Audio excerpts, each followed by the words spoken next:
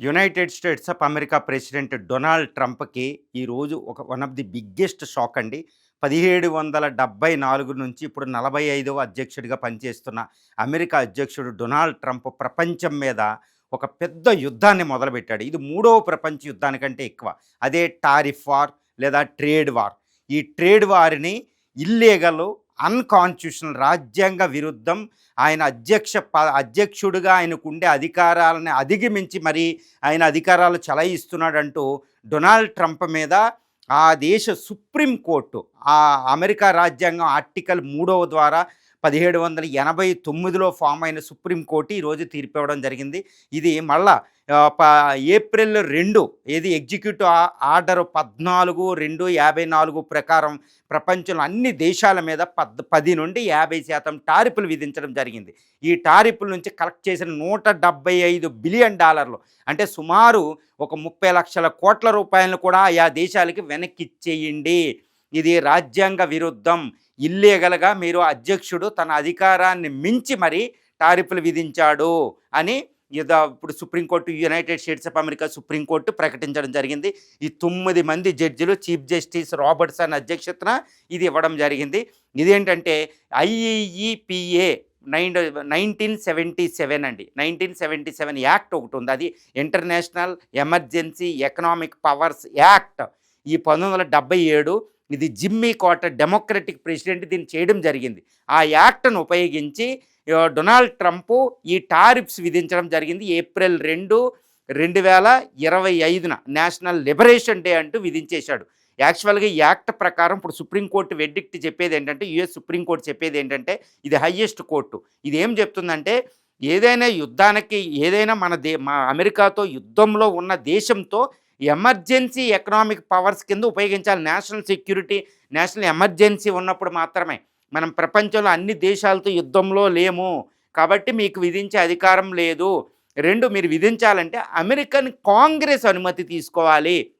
అదే representative house, American senate. అలా కాకుండా అధ్యక్షుడే డైరెక్ట్గా విధించడానికే అథారిటీ లేదు కాబట్టి అన్కాన్స్టిట్యూషనల్, ఇల్లీగల్ అని ప్రకటించేసింది. అంతే. డొనాల్డ్ ట్రంప్ ఈరోజు టారిఫ్లు విధించినప్పుడు ఇండియా మీద విధించిన 10% ఏది మనకి ఆగస్టు 1, ఆగస్టు 27 నుంచి విధించిన 50% టారిఫ్స్ వెంటనే జీరోకు రావడం జరిగింది.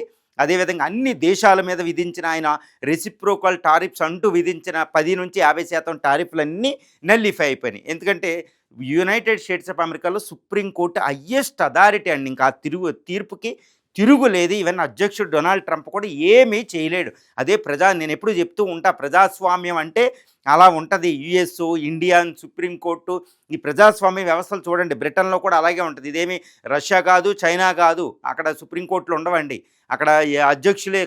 కానీ ఇండియా, యూకే, అమెరికాలో supreme court is the supreme authority. ఇక్కడ అధ్యక్షులకి పెద్దగా, ప్రధానులకి ఎక్కువ ఉండదండి.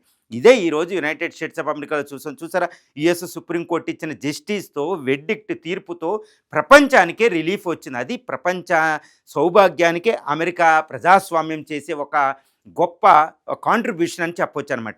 ఇప్పుడు పరిస్థితి ఏంటి? డొనాల్డ్ ట్రంప్ ఏం చెప్తున్నారంటే, డొనాల్డ్ ట్రంప్ వెంటనే యుఎస్ సుప్రీంకోర్టుని అటాక్ చేయడం జరిగింది. ఆయన ఏమంటున్నారు, వీళ్ళు లీవ్ ఫ్రాక్సు, కుక్కల్లాంటి వాళ్ళు, ఇది షేము, అమెరికాకి ద్రోహం చేస్తున్నారు, వీళ్ళకి పెట్రోయిటిజం లేదని డొనాల్డ్ ట్రంప్ ప్రకటించడం జరిగింది. నేను ఇక్కడతో ఆగను అనుకుంటూ ఆయన ఇప్పుడు ఇంకొక ఎగ్జిక్యూటివ్ ఆర్డర్ మీద సంతకం చేశారు. ఇప్పుడేం చేశారు, 1974లో ఒక ట్రేడ్ యాక్ట్ అనేది ఒకటి ఉంది, యుఎస్ ట్రేడ్ యాక్ట్ 1974. ఆ యాక్ట్లోని 122వ సెక్షన్ని ఆయన ఇన్వోక్ చేశారు. ఏ విధంగా ఇన్వోక్ చేశారు, ఇంకో ఎగ్జిక్యూటివ్ ఆర్డర్ మీద సంతకం చేశారు. ఇప్పుడు గ్లోబల్ టారిఫ్స్ అంటున్నాడు ఆయన.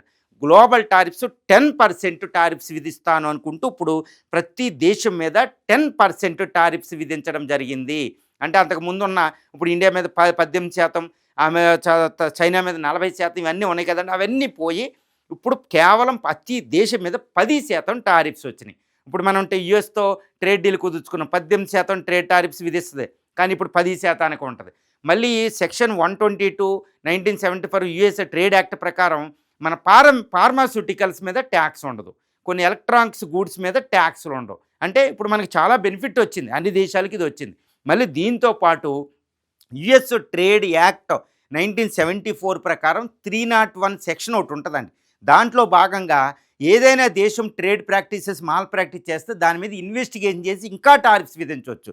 అది మెక్సికో, కెనడా, చైనా వీటి మీద అది ఇంపోజ్ చేయడం జరిగిందనమాట. ఈ విధంగా యుఎస్ సుప్రీంకోర్టు ఇచ్చింది ఆయనకు ఒక కంటగింపుగా ఉంది. ఆయన ఇగోటిస్ట్ యాటిట్యూడ్ని, అంటే ఆయన అహాన్ని దెబ్బతీసింది కాబట్టి ఆయన మళ్ళా ప్రతి చర్యలకు వెళ్ళడం జరిగింది. ఈ టారిఫ్స్ అనేవి ఎట్టి పరిస్థితుల్లో నేను ఉండస్తానని ఆయన శపథం చేశారు. కానీ అంత ఈజీ కాదు. ఇప్పుడు యుఎస్ ట్రేడ్ యాక్ట్ ప్రకారం ఆయన ఇప్పుడు 10% టారిఫ్స్, గ్లోబల్ టారిఫ్స్ విధించారండి. కానీ గ్లోబల్ టారిఫ్స్ కూడా కేవలం 150 రోజులు మాత్రమే ఉంటాయి. తర్వాత అమెరికన్ కాంగ్రెస్, పార్లమెంట్, అంటే మన పార్లమెంట్ దాంట్లో అనుమతి తీసుకోవాలి. అది అంత ఈజీ కాదు. ఎందుకంటే రిపబ్లికన్సే ఆయనకి వ్యతిరేకిస్తున్నారు. ఇది పరిస్థితి. ఇప్పుడు ఆయన ఏప్రిల్ 2 లిబరేషన్ డే రోజున 2025 తారీఖున విధించిన టారిఫ్స్ అన్నీ జీరో, నల్లిఫై అయిపోవడం జరిగింది. కానీ ఇప్పుడు యుఎస్ ట్రేడ్ యాక్ట్ 1974 ప్రకారం 122 సెక్షను, 301 సెక్షన్ ప్రకారం ఇంకొక 10% టారిఫ్స్ ఆయన విధించాడు. ఇప్పుడు 150 రోజులు ఉండబోతున్నాయి అమెరికన్ కాంగ్రెస్ అనుమతి పొందేదాకా.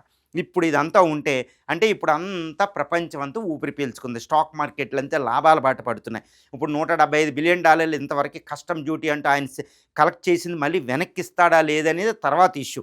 ఆయన ఇచ్చే ప్రసక్తి లేదు. ఏదో ఒకటి లింక్ పెడతాడు ఆయన. ఎందుకంటే ప్రెసిడెంట్కి కూడా చాలా అథారిటీ ఉంటుంది అక్కడ అమెరికా ఎగ్జిక్యూటివ్ ఆర్డర్ ప్రకారం. కాబట్టి ఆయన వెనక్కి ఇవ్వడో ఏదో ఒకటి చేస్తారు. కానీ ఇంకొక విషయం ఏంటంటే, ఇప్పుడు ఇండియా పరిస్థితికి వద్దాం. ఇండియా మీద ఏం జరగబోతుంది? ఇప్పుడు కాంగ్రెస్ జైరామ్ రమేష్ గారు క్రిటిసైజ్ చేశారు మోడీ గారిని. ఏంటి, ఈ సుప్రీంకోర్టు అక్కడ తీర్పు వస్తుందని తెలుసు, మీరు కనీసం 18-20 రోజులు ఆగలేకుండా ట్రేడ్ టారిఫ్ డీల్ చేసుకున్నారు 18% అని. ఇప్పుడు అది లేదు, ఇప్పుడు జీరోకి వచ్చేసింది. ఏదో 10% గ్లోబల్ టారిఫ్స్ విధించారు. 18 రోజులు మీరు ఆగలేకపోయారా మోడీ గారు అంటూ ఆయన అల్లరి చేస్తున్నారు కాంగ్రెస్. ఇప్పుడు అంటే ఇండియా మీద ఇప్పుడు ట్రేడ్ డీలు క్యాన్సిల్ అయిపోయింది. ఇండియాతో అమెరికా కుదుర్చుకున్న ట్రేడ్ డీల్ ఉండదు. ఎందుకంటే 18% ఉండదండి, 10%కి తగ్గిపోతున్నాయి. ఇప్పుడు అదే అమెరికాయే విధించింది. 18 లేదు, 10% గ్లోబల్ టారిఫ్స్ అంటూ. సో ఇండియాకు one of the biggest relief. మళ్ళీ ఇందులో ఫార్మాస్యూటికల్స్కు ఉండవు. కొన్ని కారు, ఈ కొన్ని ఎలక్ట్రానిక్స్ పార్ట్స్ కూడా అసలు జీరో టారిఫ్స్ ఉంటాయి. కాబట్టి అమెరికా బెనిఫిట్ వచ్చింది. కాబట్టి ఇండియా అమెరికా ట్రేడ్ డీల్ ఇంకా లేదు. మనకి చాలా బిగ్ రిలీఫ్. అమెరికా అధ్యక్షుడు ట్రంప్ కూడా ఏమీ చేయలేరు. కాకపోతే నిన్న ప్రెస్ కాన్ఫరెన్స్లో ఆయన ఏమంటున్నారు, ఇండియా మీద టారిఫ్స్ అలాగే ఉంటాయని ఏదో సటారికల్గా అన్నారు. కానీ ఉండవని ఆయనకి తెలుసు, ఒక జర్నలిస్ట్ అడిగిన ప్రశ్నకి. కాబట్టి ఇప్పుడు ప్రస్తుత ట్రెండ్ చూస్తే United States of America president చాలా వీక్ అయిపోయారు. నిన్న ఆయన పాపులారిటీ కూడా ఒక సర్వే ప్రకారం 40%కి దిగు. అంటే అమెరికన్ హిస్టరీలోనే 45 మంది అమెరికా ప్రెసిడెంట్లకు పనిచేస్తే ఇంతవరకు ఇంత లోయెస్ట్ పాపులారిటీ ఎవ్వరికీ లేదు. కాబట్టి లోయెస్ట్ పాపులారిటీ. ఈవెన్ రిపబ్లికన్స్ కూడా ఆయన మీద వ్యతిరేకత వ్యక్తం చేస్తున్నారు ఆయన ఓన్ పార్టీలో. కాబట్టి ట్రంప్, ఈ democratic party, Republican parties majority అక్కడ ఉంది. కాబట్టి ఈయన మీద ఇంపీచ్మెంట్ పెట్టే అవకాశం ఉంది. ఎందుకంటే టారిఫ్స్ ఫెయిల్ అయిపోయినాయి, గ్లోబల్ వార్స్ వస్తున్నాయి. తర్వాత అక్కడ ఏంటంటే ట్రేడ్ అనేది ఇంబ్యాలెన్స్ వచ్చేసింది. యుఎస్ఏలో అల్లకొల్లోలం, అంటే అన్ఎంప్లాయ్మెంట్ పెరిగిపోయింది, ద్రవ్యోల్బణం పెరిగిపోయింది, ఒక పాలసీ విధానం అంటూ లేదు. ఈవెన్ శత్రు దేశాలు, ఈవెన్ మిత్ర దేశాలు, యూకే లాంటి దేశాలు కూడా అమెరికాకు దూరం అయిపోయినాయి, నాటో దేశాలకు దూరం అయిపోయినాయి. ఆయన ఫారిన్ పాలసీకి ఒక దిక్కు దివాణం అంటారు చూడండి, ఒక దిశ నిర్దేశకం లేకుండా ఆయన ఫారిన్ పాలసీ ఉంటుంది. యుఎస్ అంతా హడావుడిగా ఉంది. కాబట్టి యుఎస్ డామినెన్స్ కూడా తగ్గిపోయే పరిస్థితి ఉంది. గ్లోబల్ ఆర్డర్ కూడా చేంజ్ అయిపోతుంది. సో ఈ పరిస్థితుల్లో యునైటెడ్ స్టేట్స్ ఆఫ్ అమెరికాలో పార్టీలకు అతీతంగా ఈయన ఓన్ పార్టీ రిపబ్లికన్లో కూడా వ్యతిరేకత ఉంది. ఈవెన్ ఎప్స్టీన్ ఫైల్స్లో ఆయనకి తీవ్రమైన ఆరోపణలు ఉన్నాయి. వీటన్నిటి దృష్ట్యా ఈయన మీద ఇంపీచ్మెంట్ పెట్టడం, అమెరికన్ కాంగ్రెస్లో ఆర్టికల్ 1 ప్రకారం ఆయన మీద ఇంపీచ్మెంట్ పెట్టే అవకాశాలు ఉన్నాయి.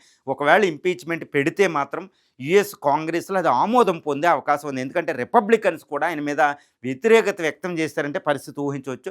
ఇప్పుడు ఈ ట్రంప్ టారిఫ్స్ని సుప్రీంకోర్టు కొట్టేయడం వల్ల ఇంకా ఆయన అథారిటీ, ఇంకా పాపులారిటీ లోయెస్ట్ లెవెల్కి వెళ్ళిపోతుంది.